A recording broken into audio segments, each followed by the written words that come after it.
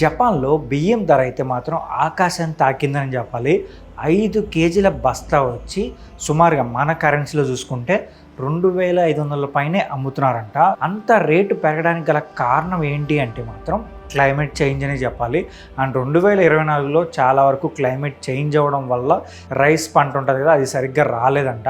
అలానే మరో విషయం ఏంటంటే ఇక్కడ గవర్నమెంట్ కూడా ఒక మిస్టేక్ అయితే చేసిందనమాట.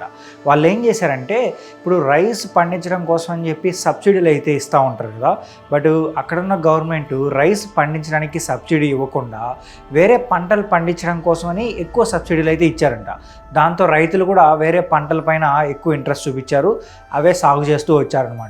మరొక విషయం ఏంటంటే 2024లో జపాన్కి టూరిస్టులు అయితే మాత్రం చాలా ఎక్కువ స్థాయిలో వెళ్ళారనే చెప్పాలి.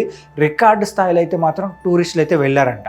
దాంతో అక్కడికి వెళ్ళిన తర్వాత వాళ్ళు మనం ఏదైనా ప్లేస్కి వెళ్తే అక్కడికి అక్కడ ఉన్న ఫేవరెట్ ఫుడ్ అంటే అక్కడ ఉన్న ఫేమస్ ఫుడ్ టేస్ట్ చేస్తాం కదా, తినాలనుకుంటాం కదా. అలానే జపాన్లో ఎక్కువగా ఫేమస్ అయిన ఫుడ్ సూషి అలాంటి ఫుడ్ని అయితే టూరిస్టులు ఎక్కువగా తీసుకున్నారనమాట. దాంతో కూడా కొంచెం బియ్యం కొరత అయితే వచ్చిందంట. అలానే 2024 ఆగస్టు నెలలో భూకంపం అయితే వచ్చింది కదా జపాన్లో. దాంతో కొంతమంది ప్రజలు ఏం చేశారంటే మళ్ళీ భూకంపం వస్తే కొంచెం కష్టం అవుతుందని చెప్పి చాలామంది ప్రజలు అయితే ఏం చేశారు, ఈ రైస్ ప్యాకెట్స్ అన్నీ ముందుగానే బై చేసి వాళ్ళైతే ఇంట్లో స్టోర్ చేసి పెట్టుకున్నారనమాట. దాంతో కూడా కొరత అయితే వచ్చిందనమాట. బట్ ఇప్పుడు ప్రజెంట్ అయితే మాత్రం చాలా రేట్ అయితే అమ్ముతున్నారు అక్కడ రైసు. అండ్ రేటు పెట్టి కొనడానికి కూడా చాలా తక్కువే దొరుకుతున్నాయంట. బట్ మరి దీనిపైన గవర్నమెంట్ ఎలాంటి యాక్షన్ తీసుకుంటుంది ఏంటి అనేది మాత్రం మనం వెయిట్ చేసి చూద్దాం.